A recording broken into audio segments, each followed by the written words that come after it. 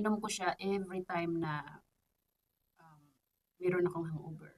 And every time na napapagod ako kahit kumpleto naman yung tulog ko, yung walang dahilan, wala kang energy para gawin yung mga kailangan mong gawin.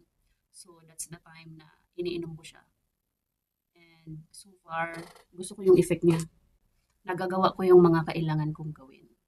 And isa sa nagustuhan ko dito is yung wala man lang akong nakitang kahit isang may reklamo sa effect ng product.